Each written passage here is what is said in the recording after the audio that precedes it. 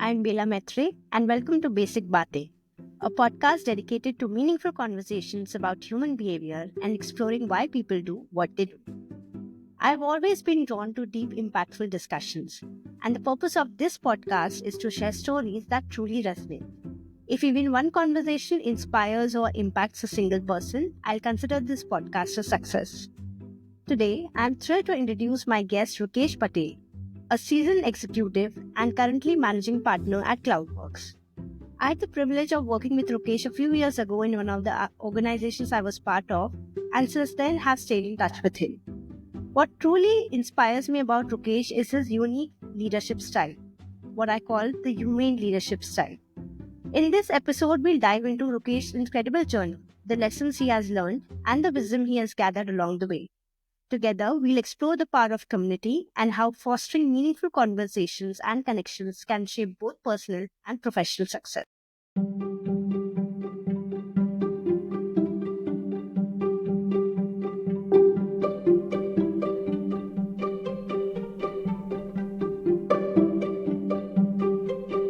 Hi, Rukesh. How are you doing today? I am very well, and thank you very much, Bella, for inviting me to your podcast. I'm really excited by your journey and where you are heading. So lovely to see where this ends up. Thanks a lot, Rukesh, and thank you for being so kind enough. You were the first person I reached out to when I thought of starting the podcast. I'm very cautious of who I bring on this podcast, who can bring a genuine side. So you were very kind enough to accept it at the first go. So thank you so much for doing this. I'm honored, but at the same time, Bella, I feel you give me way too much credit than what I deserve. That's you. So I know why you are saying that, but thanks, Rukesh. I genuinely mean it. So let's get started. I would love if you could share something about yourself to the viewers who are knowing you for the first time. You want me to tell you my life story? Okay. Yes, life journey. Yes, please. Yeah. So look, I believe I've been very fortunate. I've had great childhood. I've, had everything that I probably ever wanted or imagined. My parents, I'm guessing I was blessed with being born with my parents, and it's been a very nice journey for me. I haven't had a lot of those, I go to many seminars and many places, and, they talk about like a lot of those impactful events that have happened that changed their life. Yeah.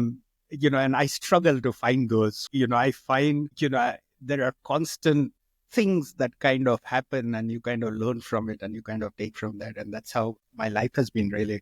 But it's very complicated when somebody asks me where you are from, because I was born in Kampala, grew up in Gujarat, Rajkot, been to Ahmedabad, been to Delhi, so spent a lot of time staying in these cities. Then spent about 20 years in Sydney, then back to Bombay for 10 years, and now in Hyderabad. So, it's been quite varied. But, professionally, it's been quite nice as well. Ever since I've been a kid, I was very curious, always wanted to learn things, always wanting to know what is life, why are we here, what is our, it can't be just coincidence that we are just put on this planet and all of this just happens, right? So that's been a lot of curiosity part for my journey in life. But I did a lot of I got curious in computers at a very young age, like when I was 15 or so, where this is like pre-computers that you see. These are the computers that connect to the TV monitor, and you've got 16 or 32 kilobytes.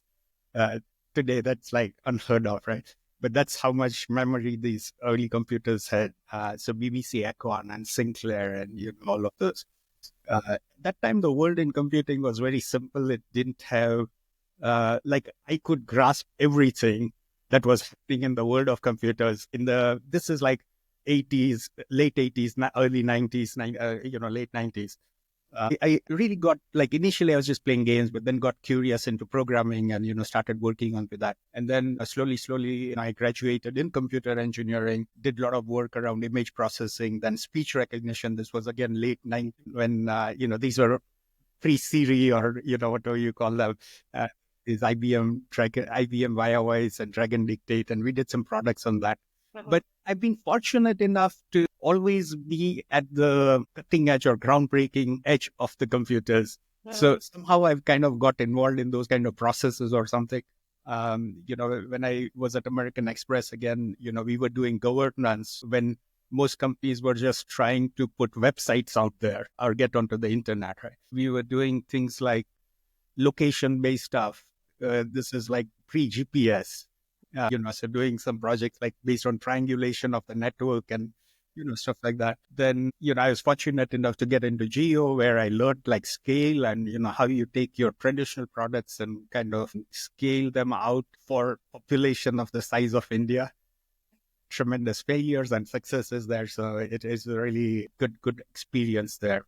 And then like, at Edelweiss again, using a low-code platform for the first time in financial services and building that. Today, I work for a company called CloudWorks, and again, it's all doing AI, ML projects on using the Google, the Gen AI platform. So the journey has been quite interesting. Worked from like MNCs to startups to, done a lot of consulting work, had my own startups. So it's been a good journey.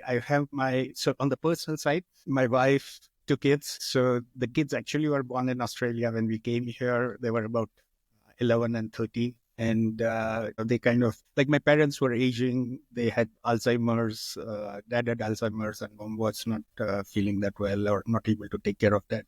So I'm really grateful to, my wife Nidhi and my kids to say after 20 years in Australia, being an Aussie, how do you then come into a world predictability and chaos in Mumbai, right? So it was quite a journey, but, it's been very fulfilling in that sense, being able to, spend those last few days with my dad and mom as well, who is right now at Surat. Nice.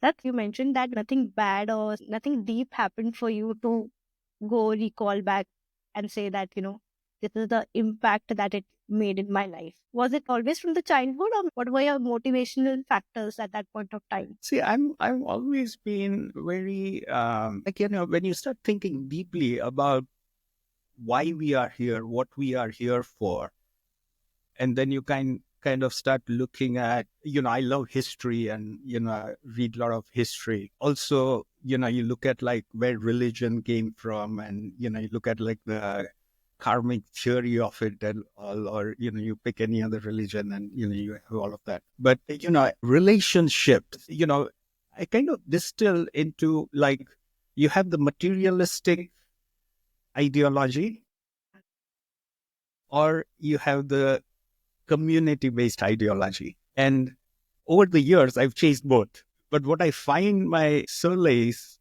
is in the community-based, which is, if you think about values, right? I often question myself to say, hey, am I creating value or am I depreciating value?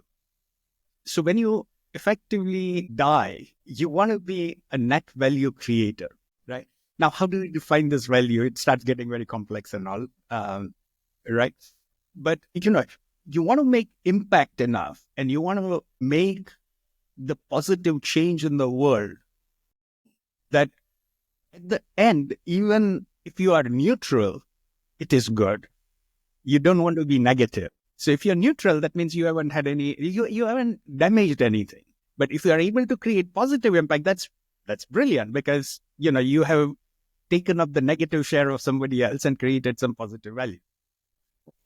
I, so then, every action that you take, you kind of distilling in terms of what's the big picture for that. And you don't try to stay in the moment, but you try and stay 1 step, 2 step, 3 step ahead to say, what is the impact going to be? And I find that very interesting perspective to look life from, because, it generates, like, it gives me a lot of fulfillment when I'm working, to begin with my family, with, the local community, then, the workplace. And then you can start taking wider and wider, right? Like, at the state level, at the country level, or, in my case, I kind of think of the whole world as a problem. And that makes it very, very difficult, right? That's really nice, Rukesh. One of the reasons when I reached out to you, I told you that one thing what I've observed and learned from you is your humane leadership style. With working with you for closely for 2 years, one thing I really observed is that you take people first. It's very people oriented leadership style that you have. You think about the holistic well being of your team, and then obviously it has to follow with the business results as well. Now, as you talk, I realize that that's how you function as an individual, where you have chased the materialistic goals as well. You have chased the community side as well. And what gives you more peace and more value is the community base. And I think that's why it echoes in your professional space as well. Is that the right way to summarize? Yeah, look, yes and no. I mean, when you come to the materialistic side of it, I mean, we all live in capitalist world and we all need to, fulfill whatever we need to fulfill. But Absolutely. one thing I learned early on in life was I can go ahead and do something on my own and I can try to solve everything myself. It will get me someplace. Yeah. But if I'm able to leverage, all the people along the journey, which improves their lives as well along the way, Hmm. then not only are you creating something much bigger than what I would have alone been able to do, but at the same time, they then are able to take that impact and spread it. So holistically, it's, as a exponential thinking, right? So it kind of gets into that exponential uh, way of being able to leverage, being able to work with people and at the same time not use them Hmm. as like resources or, as widgets, but to genuinely make an impact, which the world or, whatever the business. So wherever you go, I mean, in the business life, there is always going to be some, some change or something that you are creating of value. So it's this value creation that you require to bring. Like, who can do it? You need people to do it, right? And therefore, people at the center, I always believe, is a much better way of going about and achieving any materialistic goals or financial goals or, the capitalist goals that we may have set for ourselves. That's a very good message. Just reminding yourself that people are not just headcount, they are people. If you go alone, you can go fast, but if you go with a team, you can go far, right? Much So, faster. Yeah, you but can achieve much yeah, bigger, you can achieve much yeah, greater things, right? yeah. Um, Yeah. No, unfortunately, I think, the world has kind of got it slightly wrong. So again, if I go back to the history, you've got Adam Smith and Milton, right? The two economists. So the Adam Smith view of the capitalism is more about if I am a baker, I make the best cake that I can, Hmm. the best cake that that's to be made in the world, right? Hmm. If I am um, if any profession that I'm in. So if I'm a goldsmith, I make the best watch, or if I'm cutting hair, I cut the best hair possible. Hmm. And what that does is it puts the community or the society at the center stage Hmm. in that version of capitalism. Because while everybody is growing, making money, you're doing it for the best outcome of the society as a whole. And along comes our friend Milton, I don't know what year, but, in the 60s, 70s, 80s or something. And this is where, capitalism, the meaning of that capitalism changes to what is good for the shareholders, Hmm. right? And once you start thinking about what is good for the shareholders, and I think Jack Welch kind of took that and really make that big. And I think all of us have, at least in my mind, wrongly embraced that side of the capitalism. Yeah. Um, and now we are all doing what is good for the money. How do I make more money? How do I keep making more money? And we've forgotten that, hey, you know, you're dealing from, like, if you're an artist, you're dealing from that art. Hmm. You're dealing from that fulfillment that you get out of making something beautiful, creating something beautiful. Hmm. And I just hope for the world that, we can actually, and you look, I mean, you'll always find people on both sides, but when I see younger generation adopt the later version of the capitalism and forget the previous version of capitalism, it's kind of sad to see that. I'm hoping that in my whatever years that are left and working with, one of the reasons when you talked about humane leadership and all was the reason to actually work on this was to spread this particular message. Don't lose your passion. Work towards that, right? What has been your challenges in your journey so far to build this kind of culture in your teams? And what is that something you can tell to the new leaders, emerging new leaders, who are going to be the future or in the next 10, 15 years going to dominate senior leadership teams? What is that they can take away? I know recently Forbes, in one of the articles, they identified that in 2025, leadership priority should be the holistic employee well-being. Like they need to be encouraged to think on these lines. Otherwise, in the next few years, it's going to be very difficult to sustain, knowing that AI is coming and so much technology is going to dominate us. It's very important to take the people with you. I always tell you, you made it look cool even when it was not a cool thing to talk about. Like you were doing this from ages. But now with so much of experience you have gained, what is that you would like to tell to the new leaders and emerging leaders coming in the corporate industry? How to balance this? Because what happens usually, Rukesh, everybody, as you rightly mentioned, um, you have to also think of your materialistic goals, right? So sometimes just to be a part of the group, or just to save their jobs, or just to do, like, just to ensure that they are able to take care of their materialistic goals, they go with the wave.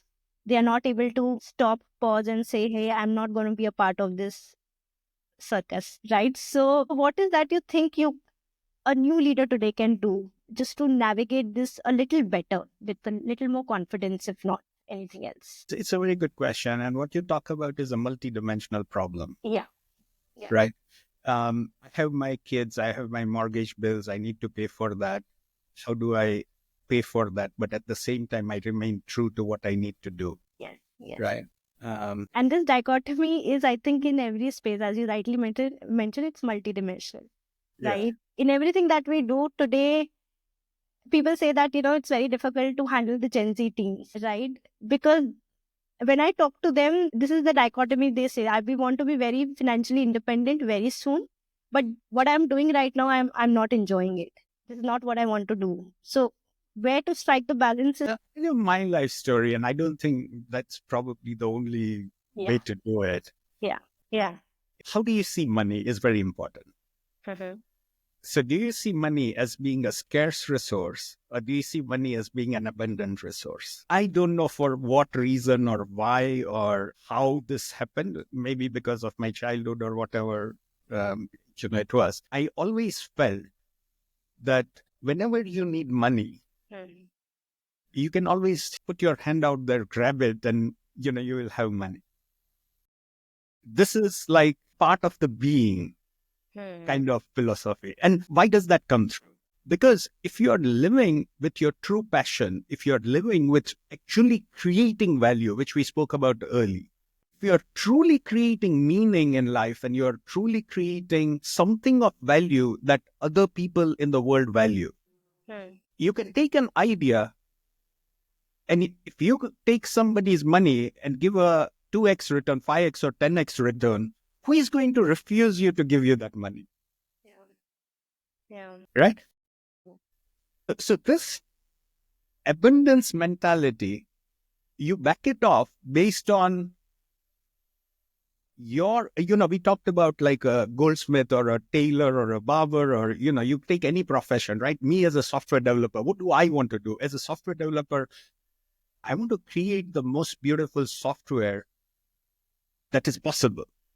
I want to create it in the most streamlined fashion. I want to create it in the way it takes least amount of maintenance. It just runs on its own. It's error free. And whenever users use it, they don't feel they're using technology, but they just love being able to get in and get out of it.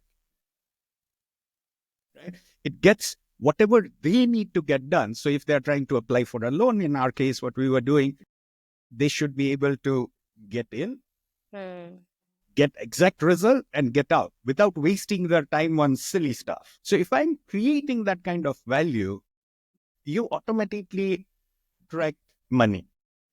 If you are the best barber in the world, which barber shop does not want to employ you? Yeah. Right?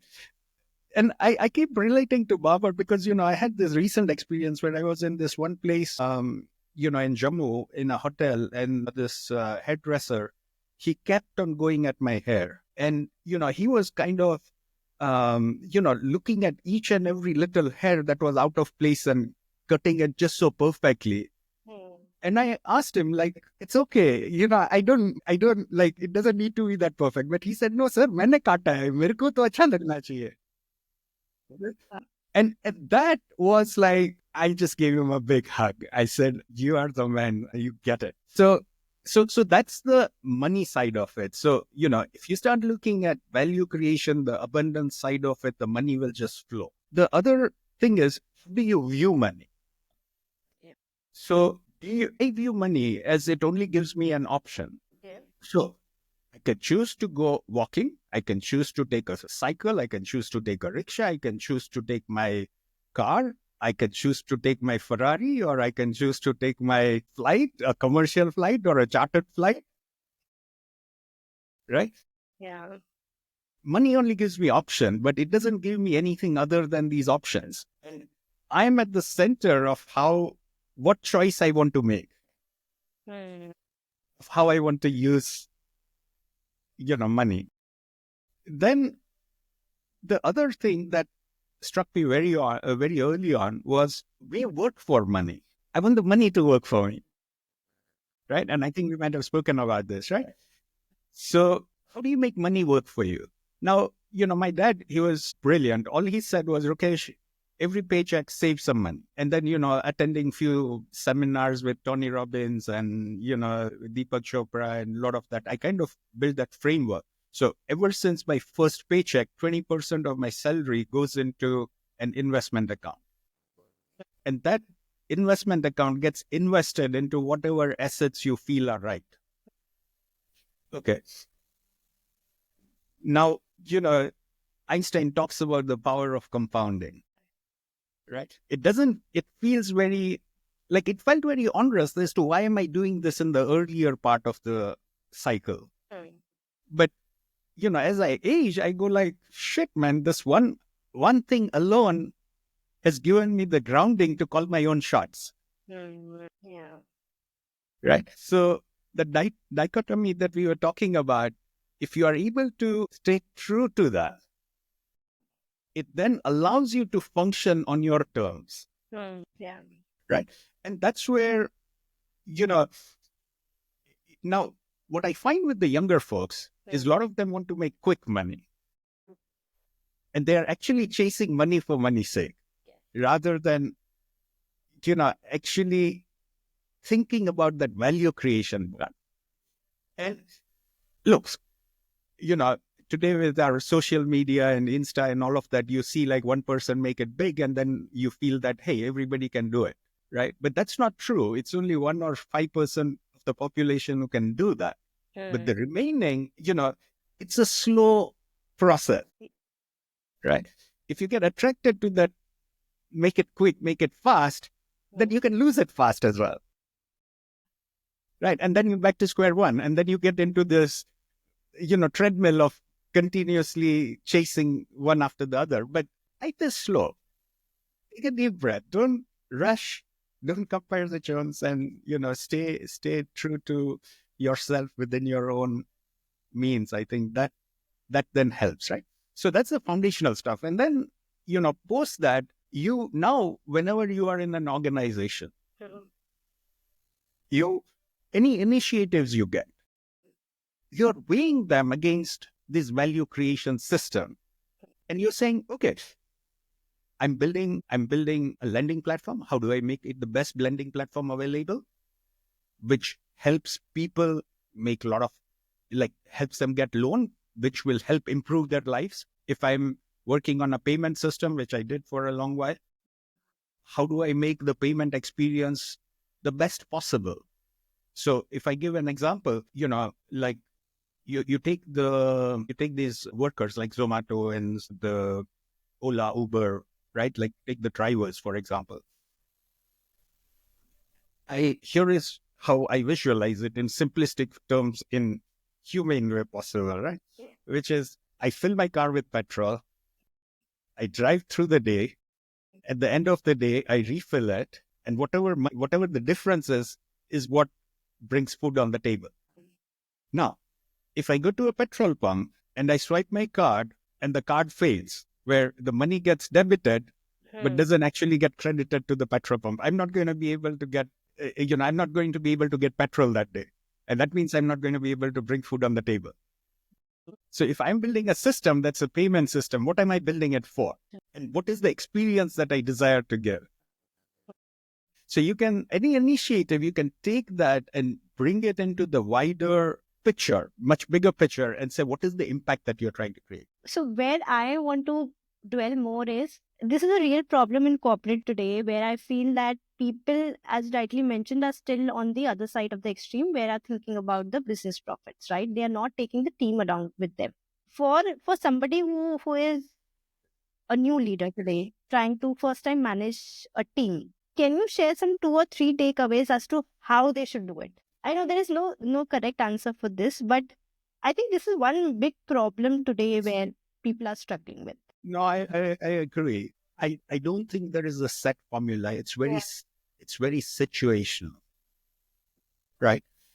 Now, it's a balancing act that you are playing. So, see, the company exists for a reason, and we cannot forget that, Absolutely. right? And the company is actually providing for everybody who works there. Absolutely. So we cannot forget that. And therefore the purpose for it is to, like, you have to balance the humane side of it along with the profit making side of it. But if you balance it well and if you align it well with the people, I think we need to talk about some specific examples. Otherwise, this is very abstract. But whenever there is a problem space, look at the 6 head thinking model, right? So you wear a dimension of a shareholder and you say, hey, okay, am I taking care of the money part? Because, we need to make the next paycheck. We need to make whatever money that we need to make for. You wear another hat and say, am I doing this right for the society? You wear another hat. Am I doing it right for the people? So you wear these multidimensional hats and then you prioritize and you bring everything together. You don't look at just one dimension. So you just don't look at the profit-making angle of it and go all out for that. I think that's when we get lost. Right. And you can have those dimensions. You can create those own dimensions. I like to, in my mind, it's always people, process, tools that I do. What is the right thing for the people? What is the right processes that needs to be there so it sticks even when after I'm gone? And what are the level of tooling that is required to ensure that the people, process, and tools all work together? If we go into a lot of those principles, then, there are a lot of multidimensional stuff that I use, which is like fit for purpose. So, you don't want to just do things just because it's a great idea or something. Is it fit for purpose? Whatever purpose, what's the end objective that you're trying to achieve? What, why, how, when? And only if you get good answer to those, then you say, what is the right fit? A lot of us sometimes get into the treadmill of this is how it is done, or this is how it is supposed to be done, or it's always been done like that. So how do you break that? No, it doesn't have to be done like that because, the world has changed. The world keeps changing every hour, every minute, every day. Most people will feel it keeps changing every month or year or whatever, but I feel it changes every second, right? So how do you keep it fit for purpose? Now, so there are very few models, but those 2 are the ones that I can think of now. Makes sense. I also wanted to touch base on one of the aspects of your personality. I know you don't like to talk about it, But I'll share a few anecdotes from my own experience that I had with you. I remember we were having one-on-one conversations about something, about a project when I was working with you in advice. And you again gave me a very strong feedback about, Bela, how is it generating value? And you have occupied yourself into some tasks that are not relevant. Take away this out of your plate and work on something which is meaningful. It was new for me at that point of time. And I remember you messaged me at night asking how I am feeling. Did that feedback came very strongly. You even gave me that comfort that, we'll work the way you want to work. Let's discuss more. And that for me was very impressive, Rukesh, because you being at a CXO level, at a CTO level, you did not have to do that. But you took that effort, and this shows in whatever you mentioned right now that you really care about people. This was one of them. There's something else also which I want to share. I'll not share much details about it, but I remember when you were quitting Edelweiss, that time it was COVID. And I think what all employees work for is bonus, is the variable component. And when you left, we got to know that because at that point of time, the company could not give so much of bonus to the employees. You took the brunt and you shared it from your own salaries. I know you don't want to talk about it. I'll not go into the details. I just want to know, how do you function like this? What goes in your mind at that point of? I'm just very curious to know. I know you might ask me later to cut this, but I'll not. I'll take that liberty to not edit this. But yeah, but I really want to know, how do you function? What goes in your mind? See, you would have, like, our elders kind of often talk about this, right? You give what you have. Somehow the universe finds a way of returning it back multiple fold, right? And I always find that, Bella, that this is the narrow versus broad mindset. If I operate from a narrow mindset, I would say, hey, why should I do that? But if I'm operating true to the heart of, what we talked about, or how I define the value creation as, and if other person can also do the same, and, I'm really touched by that story, by the way, but, I think that comes naturally to me in a sense. We may have had a discussion and I might have reprimanded you there saying, I don't see any value in what you're doing or something like that, right? And then based on our interaction, I might have reflected on it to say, did she actually get it or she didn't get the message? So it's my way of checking back to say, look, I didn't mean it in a wrong sense, but if you believe in that, then, this is what to me makes sense. If you think otherwise, we can sit and argue about it, and I'm happy to do that, right? Yeah, no, it's very important. I think as a leader, when you give feedback, you don't want to have the other person go out damaged. It's not a vicious feedback you're giving. You're giving feedback from a source of helping other person get better. Yeah, the other episode, I wouldn't want to dwell on that. But look, it comes down to having that solid foundation. It allows me to operate like that, where I place my values, my ethics, my what is right, what is wrong, for the true cause that I believe in. Um, to be able to take that, in the beginning, it is very scary. I'm so. It's very scary when you do this. I mean, you start with little things where you kind of try and sacrifice, and then you see, how it just helps. Like how it comes back, how the universe finds a way to return it is just mind blowing, Bella. I mean, yeah, it's just mind blowing how the universe finds a way to return back what you have lost. And I believe that is the true set. You have to try it. Yeah. It's Right? experiential. It's not scientific. Experiential. Yeah. See, I was in that very much mindset about, I want to learn this, I want to learn that. You see a lot of the books, I want to read this book, that book, that book. It was all gyan, right? Gyan collect karna hai, janna hai sab kuch. Then you get into the spirituality where it's not gyan, it's all about experiential. And I spent 2 years, I've just started this work, but, in between I took 2 years break. And that whole journey for me was about, hey, Rukesh, for the last 20, 30 years, you've just had all the gyan that you wanted to collect. Time is to actually put yourself to test, to actually experience everything that is out there. And yeah, and when you start experiencing it, you kind of feel, yeah, okay, it just happens. Like you're not never losing it. It's never net zero. So if you lose something from here, something else comes back from the other side, and the system continues. It doesn't stop. Immerse into the system to be able to experience it, and then it becomes just natural, second nature, right? Right. So, Rakesh, a little bit on the other side, I'll shift the focus. I know you are too much into marathons and you run a lot of marathons for good causes. Health has been the priority for most of the people now. Even the younger generation is taking, thinking about it very closely. What's your lifestyle in terms of keeping the health at the forefront? I think I remember in Edelweiss, somebody told me that whenever Rukesh is not feeling okay, he goes out for a run or for a walk, and in 15-20 minutes he comes back and then he takes his next meeting. So I really enjoyed that side of you.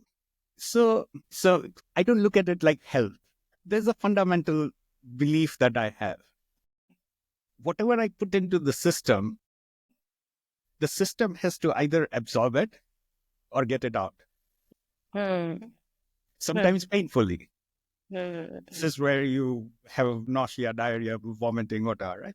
So that means if you make it much easier for the system to process stuff that you take in, the better it can operate, Yeah. right?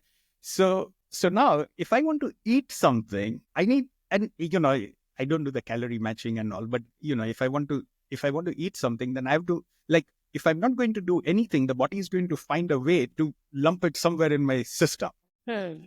right? Because it has to take it out. And, the body's way of putting it is to store it somewhere, right? So this is balancing what you eat with how active lifestyle you need to have.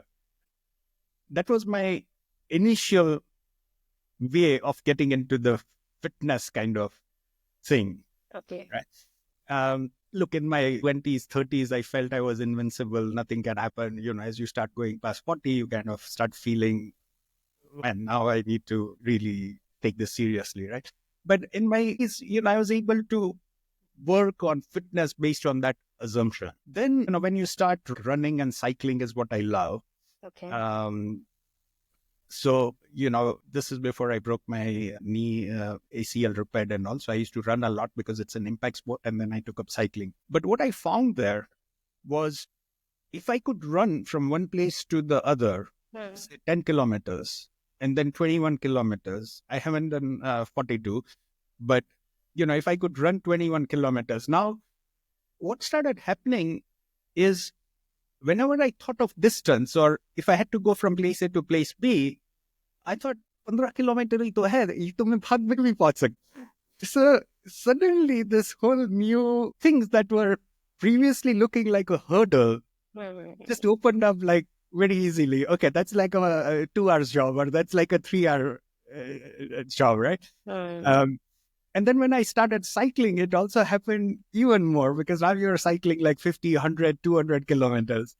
And then your reach has just suddenly become.